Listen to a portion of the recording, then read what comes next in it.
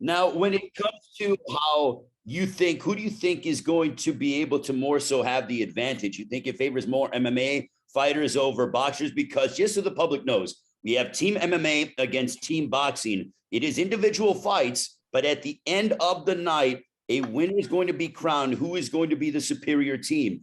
Team MMA coached by Quinton Rampage Jackson, who you know well. Team boxing coached by Shannon, the Cannon Briggs. But who do you think, what discipline do you think it favors?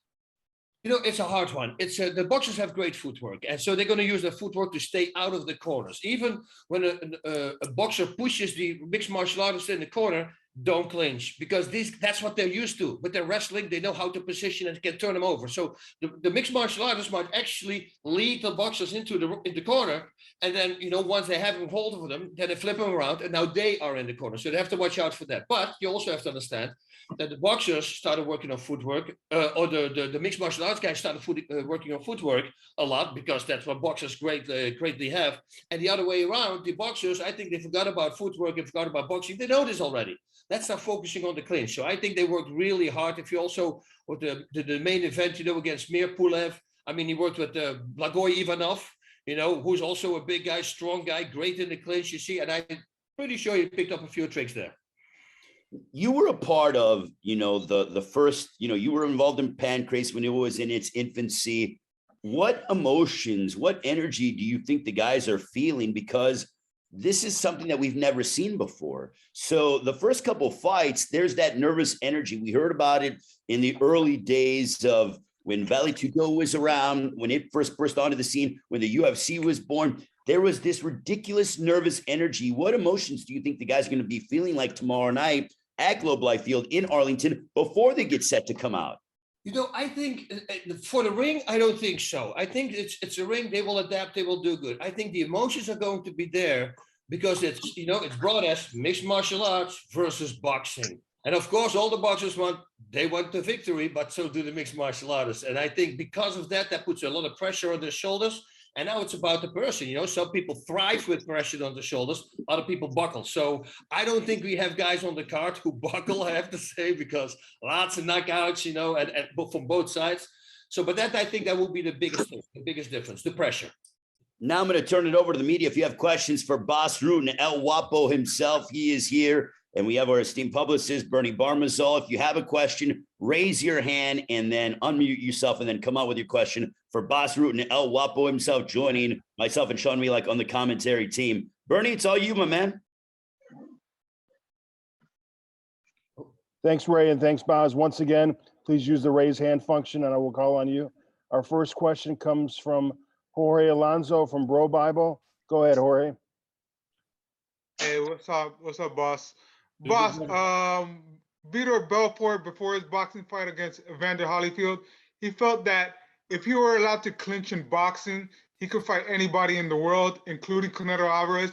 Does clinching make that big of a difference in boxing, do you think? No, I think so, because they're simply not used to it. But come on, we're talking about boxers. They know 6 punches, let's say, right? A little bit more, because it's straight punches, hooks, and uppercuts. That's what I mean with 6, but you get thrown to the head, to the body, and they know those really well. You see what I mean? So even in the clinch, they will start learning uppercuts and throwing and body shots, and they go with the other hand. So I think they will learn and pick up really fast. The problem they have with is, for instance, that's in this ring, because if once you're in the corner, it's very hard to get them out of the corner. And like I said before, you know, I think their wrestling is better and they can keep the boxer in the corner. That's the only thing. In a normal ring or in an octagon or whatever it was, they wouldn't have that problem. But in this ring, and that's why I love this ring, yeah, they will have that problem. You have a follow-up, Jorge? Yeah, I'm good. Sorry. Okay, great. Our next question comes from Dylan Boker. Go ahead, Dylan. Appreciate you taking my call. I'm just kind of curious because, you know, involved in so many different combat sports, karate, combat, now Triad Combat. Can you kind of just speak to like the broader opportunities fighters are allowed to have? And I guess just the fluidity with the rule set must be fun for martial artists, I would think. Yeah, that's the thing. It's a new spark. You look at Frank Mir, he had a little bit, was unfortunate in his last fights, you know, but, you know, there's a new spark now. You know, there's something new, and that will give him a lot of energy, light a fire under his butt, and start training really hard. I had that actually as well, but not because of losses. I had it with Pancrase. It became too normal for me.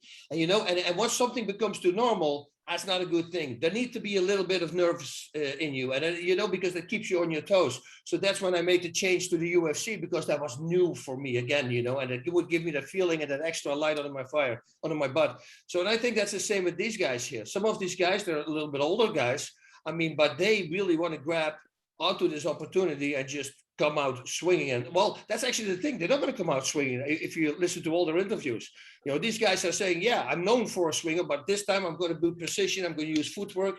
So everybody changes their game plan. And I was just going to find out if they actually can apply that game plan to that crazy ring, because that's everything. Space and distance is everything in fighting. Absolutely. And just some of the commentary work you did back in the day with Pride. I mean, there was such a big production value to it. I mean, Metallica playing this upcoming show, Nick Cannon is the MC. Like, what are your thoughts on just the pageantry of it all? Like what Triller is bringing to the table? I love it, because many times, you put you in a box as a commentator and certain things that you cannot do. Now they say the profanity. I'm not going to do profanity. I'll stop that doing that a long time. But when I start singing or when I start doing things, people go like, I don't plan these things. I just do it. And once people say, okay, just go and do whatever you want to do, I enjoy that, because that's what I do at home. And that's what I do with my friends. That's what I do everywhere. So it gives you a freedom, and that's going to make it more, hopefully, appealing for the people at home. Yeah, for sure. And just my final question here, because back in the Pancrase days, I felt like you did a lot to really, grow the palm strikes. Like you really worked within the rule set and optimized it for your own benefit there. I'm just curious with this Triad Combat show, is there the, competitor lens kind of curiosity just as far as seeing how these guys add their own nuance to the rule set and everything? No, I don't think they can. I do believe there's hammer fists allowed. They cannot do the palm strikes because that was the first question I asked, of course. Because you have to understand, in a clinch, I always tell this to students, right? The longer a punch or any strike travels, the more power it can pick up and speed, right? So if an opponent is here, this will be a very stupid punch for me. It's better to throw an uppercut, a hook, or an elbow because it's close distance. You need space. Now, understand that if you're in a clinch, and the head is here, you only have this space. Now, a palm strike will give you this much more space. So palm strike will be actually more effective in the clinch than an uppercut, if you had it under the jaw, of course. But otherwise, a punch will simply, cut you. That's about it. But the palm strike is still more. Since you have more space, it has more power. But those things they're not going to do. So they're not going to be allowed. So what they're going to do, instead of punching from here, you better believe they're just going to simply load up so that punch can still travel. So I don't think we see a problem there, but it would have been great if we could add some palm strikes in there. Hey, never know. Maybe next time. Yeah, thanks so much for the insights, man. Much appreciated. You're very welcome. Thank you. Once again, if you have a question for Bas Rutten, please use the raise hand function on your computer and I will call on you. Our next question comes from Gabriel Gonzalez. Go ahead, Gabriel. Yeah, hello, boss. Can you hear me? Yes, I can. Yeah, boss, this is one of those things. I think a lot of people are curious if back in the day, if there was Triad Combat and they came to you, is this something you feel like would have really captured your interest, or do you feel like you would have stuck on the path that you're already on? No, it would have caught my interest. I have to say, I'm always looking for new things. And I was just talking about it in the question that I was answering before, to light a new fire under your butt, and things like this, changing it up, that will do that for you, because now you can learn again. And I understand normally in fighting and in training, you always learn. It's like a never ending thing. Like submissions. You will never master submissions. And there will always be more. And it's the same with boxing. There are always combinations that come out that suddenly can knock people out. So, but this suddenly, because you've been doing that for a long time, now something completely different. Okay, now I'm going to really pay attention to my footwork and make sure that in the corner, what can he do against me? What can I do against him? Oh, let's find some answers for that. So the mind starts working again. And that's what I believe will rejuvenate a fighter and make him much better. Then my final question, what do you think we can expect to see from the team captains, Shannon, Briggs, and Quinton Jackson? Because although they're not fighting, I think they are, probably the ones to steal the show on Saturday. Yeah, they're going to be separated. Let me tell you, I met Shannon Briggs yesterday for the first time when we had dinner here. Dude, he's a big guy. I have big fists, right? And I put his fists are here. I mean, I go like, show me your fist. I go, wow, because I thought I had big fists, but compared to this guy, not at all. So they can hit, and so, and you know, the animosity between the both of them, I think it's excellent. You know, listen, they're both professional fighters. They're not going to go crazy. They're not going to fight. You know, I don't believe that is going to happen, but there will be a lot of animosity, and the things that they say to each other, they will come from the heart, and they're not going to be nice. Hey, thank you, boss. You're welcome, Al. Okay, Bill.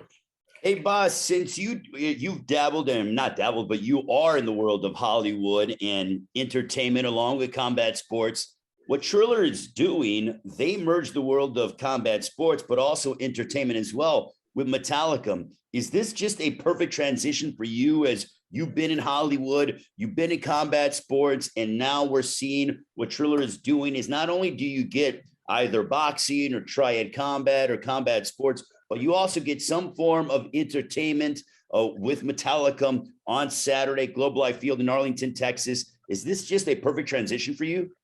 Yeah, I think so. You know, and again, especially because they told me I can do whatever I want to do. I can say whatever I want to say. And that makes it much more easier. You're not on a leash, so to say, that they hold you back. You can do it. And yeah, for the people as well. Now they can wait after the event. They're going to have Metallica. Also, actually, they're playing before and in the middle, probably. They're going to be playing during as well. So. Yeah.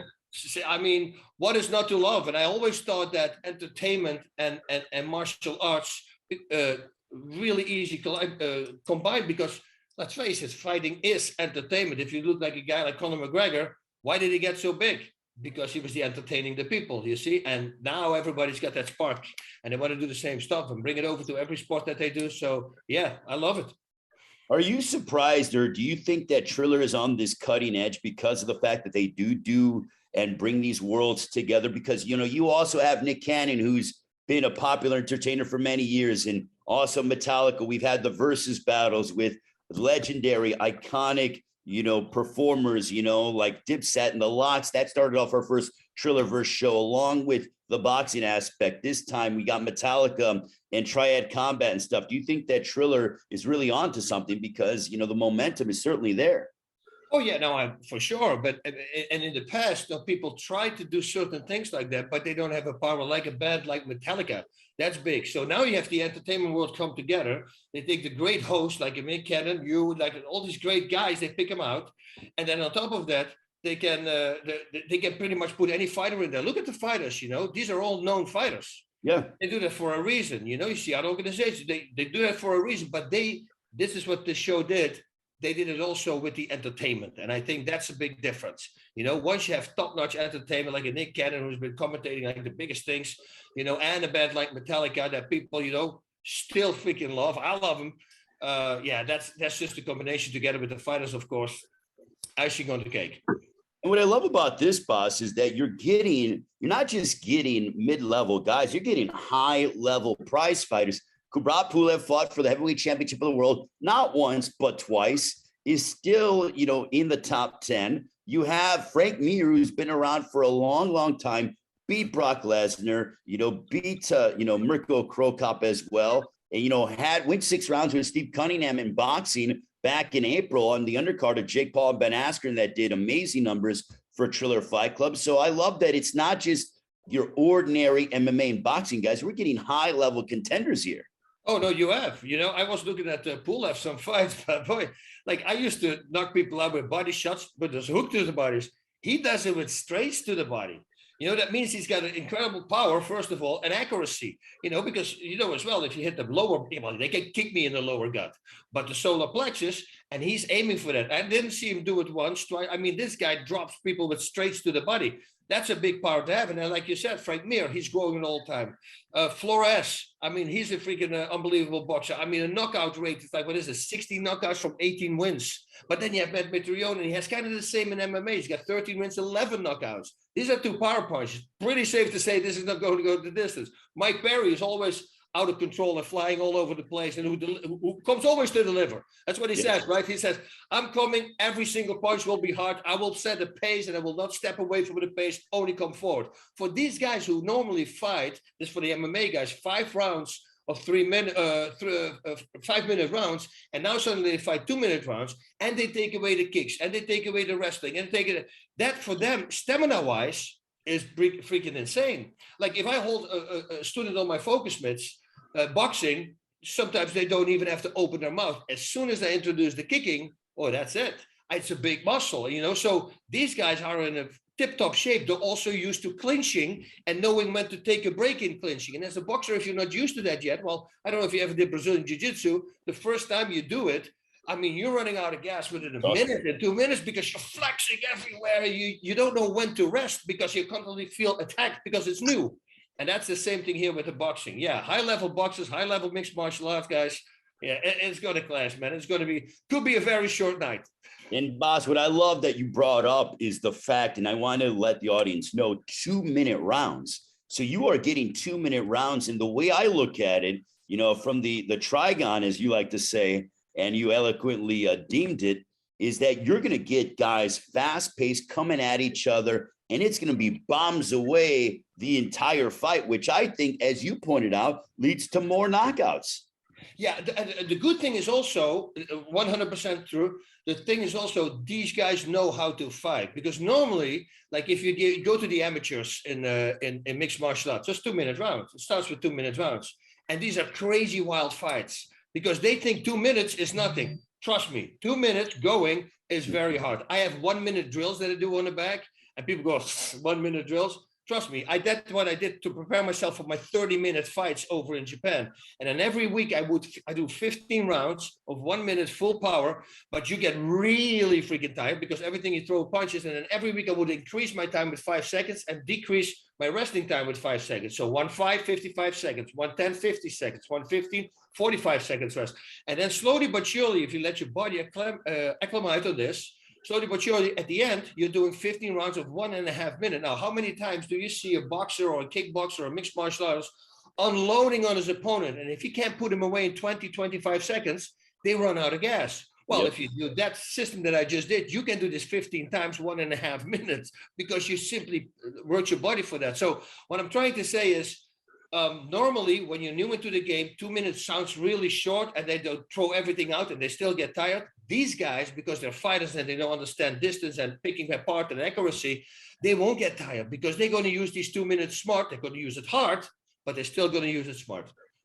Now, if we have more questions from the media for Bas Rutten at Wapo himself, he'll be on the commentary team alongside myself and Sean Wheelock, also Nick Cannon, the MC. It is Triad Combat, brought to you by Triller Fight Club this Saturday from Globe Life Field in Arlington, Texas, live on Fight TV or your local cable or satellite pay-per-view providers, 8 Eastern, 7 Central Time. Bernie, back to the media. Yes, once again, if you have a question, please use the raise hand function on your computer and I will call on you. Go ahead, Jorge Alonso from Bro Bible. Boss, you've trained a lot of fighters. Frank Mir in a boxing match, you can't be Pulev, right? But in the Triad Combat, what strategy do you think he should use to even out the fighter, or at least be Pulev in Triad Combat? I think okay, power comes from the floor. That means you need 2 feet on the ground in order to get power, with your hooks and uppercuts. Your straight punches, the power comes from your back foot. That's why you push off on. So that's why you can put your body weight into a punch. Now, every fighter where you get it is a really great striker. If I fight a great striker, I'm coming forward. I try to push him backwards because it's going to be very hard for him to plant his feet and land at the moment that he plants his feet because you're pushing him backwards. So you take a little bit of steam out of his punches. You make it harder for him. Plus also when you close the distance, your punches are not long anymore. I talked about it in the other question. Now when you come forward, you're jamming the punches. That's why also you take the power. So I think that's something that we're going to see a lot here. All right, thanks, boss. You're welcome. Thank you, Jorge. Our next question comes from Fight Hype. Go ahead. Hello, Ben? Okay, we'll come back to him. Our next one comes from Dylan Boker. Go ahead, Dylan. Appreciate you taking my call. I'm just curious to get Boss's insights on what Triller has been able to do for like the landscape of fighter pay. Just, you know, with Frank Mir talking about how this upcoming fight is on one of the bigger paydays of his entire career, and he has such a big profile. Like, what are your thoughts on what Triller has done for the, you know, fighter pay landscape overall? Listen, for me, it's everything. Paying the fighters the money that they deserve is so important. You keep everybody happy, and they will show their appreciation once they're fighting. I remember going all the way back in Japan. I was fighting for $2,000, and that's. You fight at a high level, but for $2,000, you got the trip. You're gonna have to pay money for food. I mean, you don't keep a lot of money, but slowly but surely, once you keep winning, I mean, you start. There's no other way to get more money than simply winning. Because they're going to be dependent on you. So that's the trick in fighting, I always say. And therefore, a fighter like Frank Mir to come after so many years of competing, and still being in the game and still doing really well to get bigger paydays than he ever had. I mean, that is the best thing. That makes me feel good, warm and fuzzy on the inside, and on top of that, and everybody's going to be happy. I mean, it looks good for the people who are watching because they know they really take care of the fighters, and the fighters are going to be happy as well. So great fighting. Yeah, absolutely. And just you're such a legend in mixed martial arts, and just this triad combat rule set favoring functioning in the clinch position and strong punching. I'm curious, like past or present, like MMA fighters do you think could gel well in a triad combat rule set? Oof. And Anthony Pettis, he's a guy who always comes up with these crazy things. You saw him walk off the fence, the Showtime kick we know, but also the knockout over Wonderboy. I mean, pushing off and everybody throws a straight punch. And what he pushed off and he made it a hook. So everybody, because we are all creatures of habits, we are used to doing things certain. And it's for you, and this is what I tell my students all the time, you break that habit, make it different, because if you're different, you're going to be successful. Sure, it's like, if you roll with a 5th degree black belt jiu-jitsu, and this guy didn't see a setup that you use a setup that he's never seen before, you're going to catch him with it. That's how it works. But you probably will catch him once, and that will never happen again with the guy because now he's good. But in a fight, you only need one time, and you can beat him. And that's why guys like Anthony Pettis will be really good. And I think the more gritty guys that constantly coming forward, Justin Gaethje. What's his last opponent? Michael Chandler. Michael Chandler. Chandler. Oh my God, man! I mean, guys like that, who always come forward and always throw power. I think they will really do really well in a setting like this. Appreciate the insights, boss. Thank you. You're very welcome. Thanks very much, Dylan. Bas, we've got all our questions in from the media. I really appreciate you taking the time. I'll let you and Ray go ahead and make some closing comments. Hey, thank you very much, Bertie. And as we get set, as we let the audience know, if you want to watch the weigh-in today, go to TrillerFightClub.com or Fight TV. That'll be at 1 Eastern and noon Central Time on Fight TV and Triller Fight Club. The weigh-in for Triad Combat brought to you by Triller Fight Club. Also, special performance by Metallica throughout the night. Bas Rutten El Wapo, the UFC Hall of Famer, UFC heavyweight champion of the world. Your final thoughts as we are merely a day away until this brand new world of combat sports is introduced by Triller Fight Club. It is Triad Combat. Bas, how you feeling? Just one more day away. I'm feeling great. I can't wait to be at the weigh-ins because that's most of the time when you see the intensity and what if they like each other or not like each other. And that's where you can see if a real fight is going to break out or not. And with a real fight, I mean like a street fight, and that always is exciting to me. And who breaks at the weigh-in? Who's losing his cool? Most of the time, the guys who lose their cool, they fight with emotions. And emotions you want to throw out of the window. You never want to use emotions while you're fighting. You want to use them, but control, like Bruce Lee would say, controlled aggression. That's what you need. I have this fight that I did a long time ago where they really messed me up, and I'm not going to go into it, but I was fighting on emotions, and that's my worst fight. I knock him out, of course, in the first round. It worked out, but I mean, if you look at my technique, and I'm swinging for the fences, and every time I cringe when I see that. And so if the fighters can use that emotion to their advantage, and only at the moment they attack, we're going to see some great fights. I think we're going to get a tremendous night. Also, I want to commend the entire Triller Fight Club team as we are working during the Thanksgiving holiday. Ryan Kavanaugh, Dorsten Meyer, the entire staff, Bernie, yourself. I want to thank the entire Triller Fight Club team, everyone behind the scenes as well to make this entire event happen away from our family and friends. But you know what? It's all for this brand new venture, Triad Combat. Bas, we appreciate it. We'll see you at the weigh-in and then tomorrow night on pay-per-view and Fight TV. All right, brother. Sounds good, Ray. Thank you, Bas. El Wapo, Bas Rutten, I'm Ray Forrest. We'll talk to you guys in about an hour and a half at the weigh-in on Fight TV and TrillerFightClub.com.